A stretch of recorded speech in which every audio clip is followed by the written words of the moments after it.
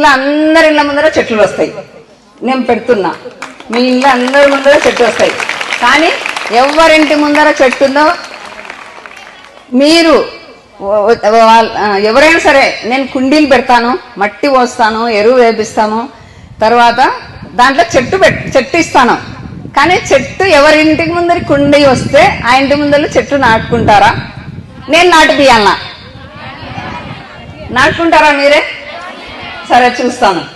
ఏ ఇంటి ముందర ఏ స్టూడెంట్ ఉన్నారో వాళ్ళు నాటుకొని రోజు ఒక చెంబు నీళ్లు పోయండి చాలు. స్కూల్కి వచ్చేటప్పుడు ఆ చెట్టుకి అంతే, మీరు చేయాల్సిన పని ఏం లేదు. ఇంకా రోజు ఒక చెంబు నీళ్ళు. వర్షాకాలం అయితే అది కూడా అవసరం లేదు, మిగతా కాలాలలో పోస్తే చాలు.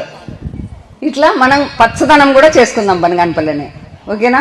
క్లీన్ అండ్ గ్రీన్ బనగానపల్లిని చేసుకుందాం. ఇదందరికీ మీరు సపోర్ట్ చేస్తారంటే నేను ఆ పనులన్నీ చేస్తా, లేకుంటే ఇంతటితో ఆగిపోవాలా చేయాలా? అది మీ చేతుల్లో ఉంది. మరి ప్లాస్టిక్ ఇప్పుడు ఫస్ట్ మనం తీసుకునేది ప్లాస్టిక్ నివారణ. ఈ ప్లాస్టిక్ మీ ఇళ్లలో లేకుండా చేసి మీ అమ్మ వాళ్ళని నాన్న వాళ్ళని కూరగాయలకు పోయినా లేకపోతే సరుకులకు దేనికి పోయినా కట్టెల బ్యాగ్ ఒకటి, బైక్ ఉంటే బైక్, సైకిల్ ఉంటే సైకిల్కి తగిలించుకోమని చెప్పండి. కంపల్సరీ అది ఎక్కడ పోయినా ఉండాలి. అలవాటు పడినారు, ఎందుకంటే లేదు వాళ్ళు కవర్ ఇస్తారులే అని చెప్పేసి ఉత్త చేతుల్లో పోయి ఇంకా కవర్ కోసం వెయిట్ చేస్తుంటారు. అట్లా వద్దు. దాన్ని సపరేట్ మీ బ్యాగ్ లో కూడా ఏదన్నా